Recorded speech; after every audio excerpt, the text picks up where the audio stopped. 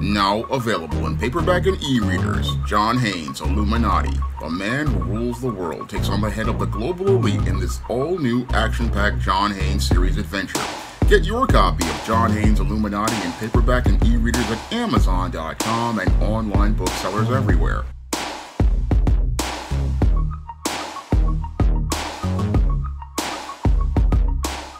One of my viewers wanted to know why some Gen Xers, Millennials, and Gen Z prefer Batman over Superman.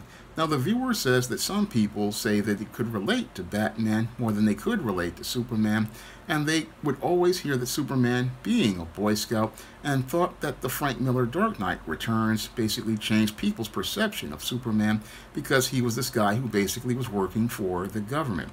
And they say that this storyline basically destroyed the reputation of Superman, and that older generations, like the greatest generation and the baby boomers, preferred Superman. However, when it came to Superman and Batman, this Gen Xer's preference for Batman over Superman basically came from the exposure of those characters in media. Now, my first exposures to both Batman and Superman did not come from the comic books. No, my first exposures to Batman and Superman came from television and film. Now, when I was growing up in the 1980s, we did have Superman the movie just come out, and Superman 2 and Superman 3 come out. And while those movies starring the late Christopher Reeve was one of our first exposures to Superman on film, our first actual exposure to Superman basically came from the animated TV series, The Super Friends. Now, the Super Friends had been running in syndication from the early 1980s, and it ran here on WPIX Channel 11 from about 1980 to about 1984. In 1984, everything changed because Super Friends was being phased out, and Transformers were starting to really define Generation X, and G.I. Joe was starting to define it. Now, G.I. Joe had come out in 82, but it started its series in 84 alongside Transformers, and after G.I. Joe and Transformers came on, we basically were more focused on G.I. Joe and Transformers, and some of us were still watching He-Man because He-Man came out in, I think, 82, 83, but our first actual exposure to Batman and Superman mainly came from the Super Friends, and usually on the Super Friends, Superman and Batman again were getting a lot of focus in stories, and as we saw Batman and Superman, a lot of us started to have a preference for Batman because he was just a regular guy, plus he had Robin as a sidekick, so that was cool. And also, we had an exposure to Batman because there, in the early 80s, we also got exposed to the Adam West 1966 series that came on WNEW Channel 5 here in New York, I think about 3:30, 4 o'clock, and we would watch the Batman series after some of these other shows would come on, and even they would run Gilligan's Island at that time, and we would watch the Batman series, and that's our exposure to Batman, and the whole thing is we had a lot more exposure to Batman because at the time, the only Superman that they were running was Superman on Super Friends, and you could occasionally catch the Superman the movie in syndication on maybe Channel 7 at the time. It came on once when I was a kid, but after that, again, Superman was relegated to the movies, so we didn't have as much exposure to Superman than we did Batman, because not only did we get to see Batman in the Super Friends with other heroes like Superman and Wonder Woman and Aquaman and Robin, we also got to see Batman in the 1966 TV series, and we also got to see Batman in the Scooby-Doo mysteries as a guest star now and again. I mean, Batman, we got to see him on the regular as little kids. This is one of the characters we were exposed to on the regular as related to superheroes. So that was one of the reasons why we had a strong relationship with Batman. That and the fact that many Gen Xers and Millennials, basically, we were ones who had to come home because of latchkey kids, because our parents worked, and we would sit there and watch these Super Friends as we were little, And we watched them until about 1984, because 1984 was the year that everything changed for us, because that was the year that Transformers and G.I. Joe started to dominate things, not to mention Thundercats and He-Man were coming into the game, and Silverhawk. So when it came to Batman, he was the character we got a lot of exposure to, not only with the Super Friends, but with the Superpowers action figure line. So that was our earliest exposure to Batman that started laying out that preference. And as time went on, we started to some kids started picking up Batman comics. And Batman comics had some big storylines at the time going on, like 10 Nights of the Beast, and we had Jason Todd coming in as the new Robin, not to mention Dick Grayson coming in as Nightwing. But over at DC Comics, Superman, basically his stories were a jumbled mess as related to things. The only good story he possibly had was whatever happened to the Man of Tomorrow. Nothing was really going on with Superman that was really memorable. But if you were a Batman comic collector in the early to mid 80s, oh man, there were just so many great stories. And not to mention, you had legendary artists like Gene Colan coming on for the entire Nocturna storyline and many other storylines. And you had Alan Davis coming on for a couple of issues. So the Batman books were a light as related to DC, because DC was struggling at the time in the early 80s. And the only good books that were going on at DC were Batman, the New Teen Titans, The Fury of Firestorm, and limited series like Camelot 3000. I mean, DC was struggling, and Superman was one of those books that was struggling. So a lot of people were looking more at the Batman books, and that was one of the things that made him, again, a character that was doing well over at DC, because DC was in a bad place in the early 80s, I can tell you. It just wasn't a good place for it. And again, people could relate to Batman because he had that exposure as related to media. And as he had that exposure and had that following, not only with the baby boomers with the 66 series, he had the Gen Xers with the whole series of the Super Friends, had the Gen Xers with the Scooby-Doo series, and had those Gen Xers with the Batman comics. So a lot of people were looking at Batman, and again, he had really much better stories than Superman had at the time. And it didn't help that Superman at the movies was starting to struggle after Superman 2, when Richard Donner basically was fired from Superman 2 and Richard Lester took over. And then we got the dreadful Superman 3 with Richard Pryor. And after we got the dreadful Superman 3 with Richard Pryor, again, Superman was continuing to struggle as a character because his book had no direction, and the movies were just absolutely terrible. And that was one of the things that made him hard to relate to, and hard to relate to as we were going into 1985 and 86 with the crisis, with the DC decline and the crisis of Infinite Earths. And with the decline and the crisis of Infinite Earths, this is basically where they were trying to rebuild the damaged reputation of Superman. This is where Superman's reputation really got damaged, was in the early 80s with the whole debacle with Superman 2, the Superman 3 movie, not to mention an absolutely dreadful run of Superman comics that were going on in the early 80s, because in the early 80s, Superman, Wonder Woman, and The Flash and Green Lantern were just struggling as books because the writing was absolutely terrible. I have many of those early 80s books like out here in my collection, and they just were not very good. And again, when it came to Batman, his stories were a lot tighter, so people related to Batman more because he had, again, compelling stories like Nocturna, 10 Nights of the Beast, and many other stories, where Superman stuff was just off and just not working. Even DC Comics Presents did not do a good job with Superman. And at the time, people were not really thinking about Dark Knight Returns. Now, some comic fans think of Dark Knight Returns, but Superman's character had issues with him, and it took the Crisis of Infinite Earths to basically get the character interesting again. And John Byrne basically did that with Man of Steel. But at the same time, as he was building momentum with Man of Steel, the real thing was going on was Batman was starting to build even more momentum, not because of Dark Knight Returns, but because of great stories like Year One and stories like Death in the Family, and then A Lonely Place of Dying. I mean, this was Batman at his prime. The comics were absolutely fantastic, and a lot of people were buying the comics getting into Batman as we were getting into the late 80s and the start of Batmania. I remember Batmania starting and seeing the sign up in Times Square when I was going to Park West High School. And again, people were excited for Batman, and everything synergized for Batman, because what happened with Batman is that you had the movie coming out, and that was getting people excited.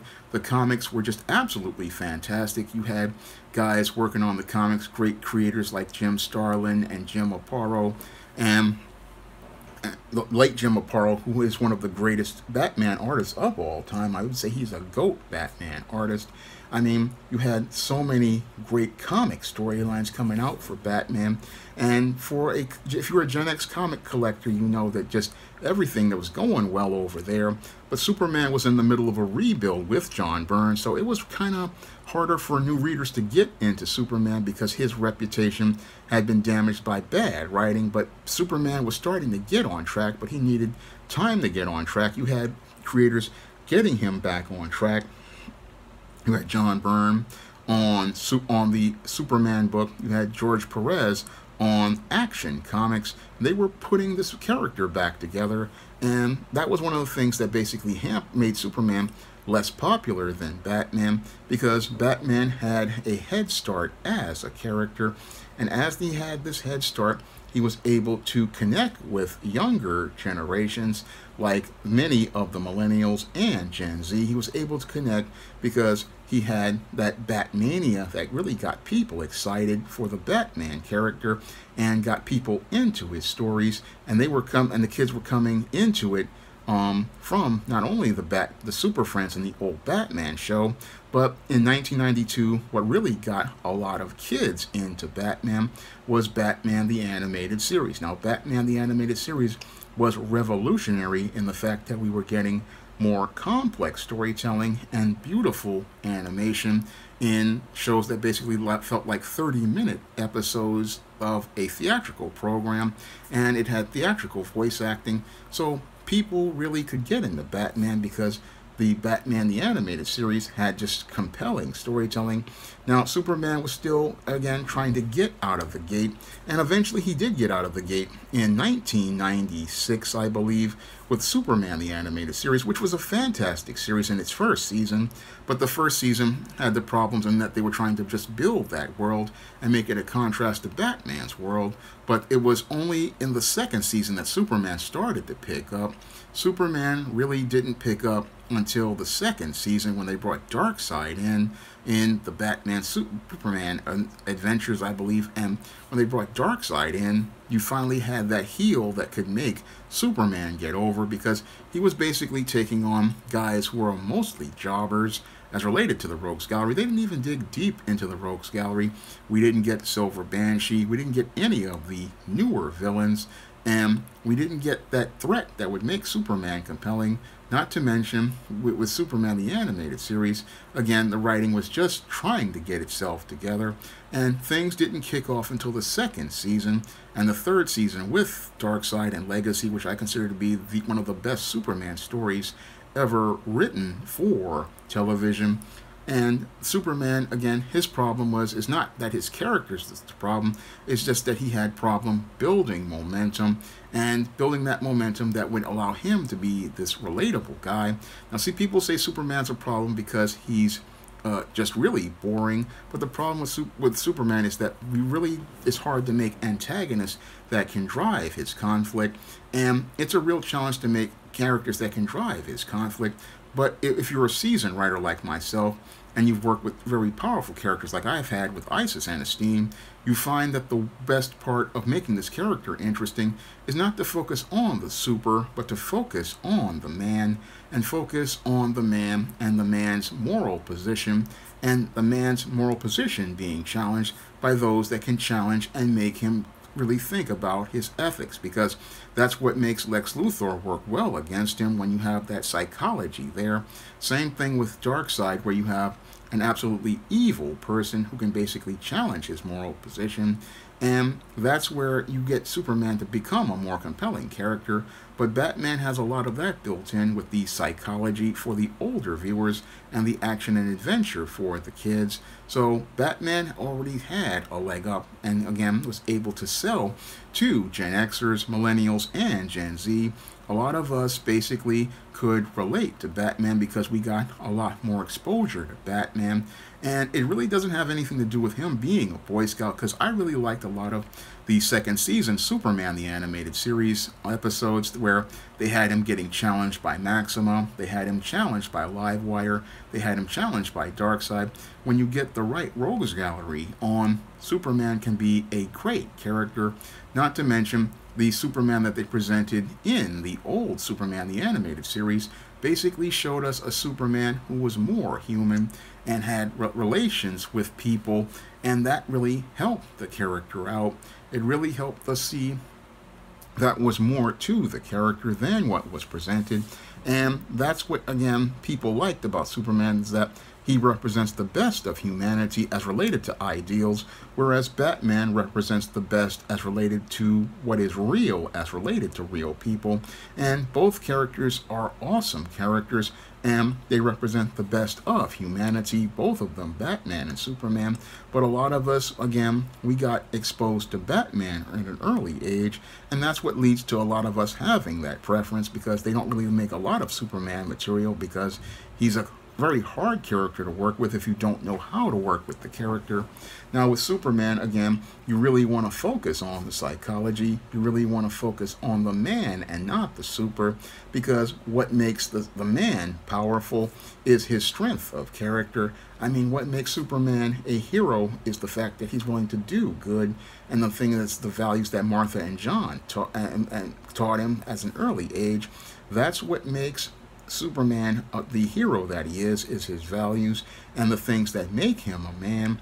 And that's the thing that I could relate to with Superman on certain things, that he was this good man who wanted to do good, which some people say that I'm kind of like that, but the whole thing is Batman is a guy who, again, he had a bad situation and he still wanted to do good. And again, that's a situation a lot of us are in, where we're in bad situations and we want to do good. So that's why a lot of Gen Xers, Millennials, and Gen Z relate to Batman, because they were in bad situations with that latchkey home and being by themselves, and they saw a hero like themselves who wanted to overcome adversity and overcome challenges to go out here and do good. That's what people related with Batman, and that's why they have a little bit more of a preference for Batman than Superman. And I'm hoping, and the whole thing is, people like Batman. Again, Dark Knight Returns was a book I never read until I watched the movie just recently, and I wasn't really impressed by Dark Knight Returns because it really, again, I believe that whole story deconstructs characters but doesn't really understand what makes them tick. It's just, again, not really my cup of tea. But when it comes to Batman, again, one of the things that makes me really a big fan of Batman is his intelligence and the way they presented him, like he was in the animated series. He was a detective. He's a critical thinker. There's a lot of depth and layers to him. I mean, there's depth and layers to Superman, but the whole thing is we got exposed to Batman first. And when you get exposed to a character first, a lot of times you stay with that character because that's the character you know, and it's a character you've known for a long time, and that's why you really have that preference for that character. Now, my first full comic, John Haynes at Death's Door, is available on Lulu.com, and you can pick up a paper copy on Lulu.com right now for the same price as the 2022 Kickstarter, and you can get a digital version on Kindle right now and Comixology for just $3.99. And if you want to go out here and check out my other comic, Esteem No Good Deed, you can find that comic on Kindle for 99 cents.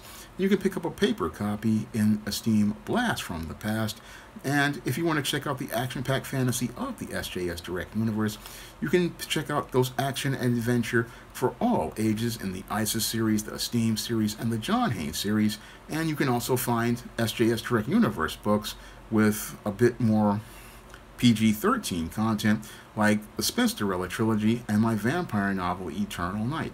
And all of those books are available in paperback and Kindle format on Amazon.com and in paperback and online booksellers all over the world if you order them. And you can also find them at other digital booksellers like Draft to Digital, Google Play, Barnes & Noble, and big box retailers like Walmart and Target. And if you'd like to see me make more videos about comics, superheroes, and the comic book industry, you can drop a donation to the Patreon, the PayPal, or the Cash App by clicking the links in the description box. That's all I have to say for this video. You can comment, rate, and subscribe. Now available in paperback and e-readers, Isis, Dark Incubus. The goddess next door gets enthralled in a romantic entanglement with an evil incubus in this all-new Isis series adventure. Get your copy of Isis, Dark Incubus in paperback and e-readers today. Now available in paperback and e-readers, A Steam Horror in the Hamptons.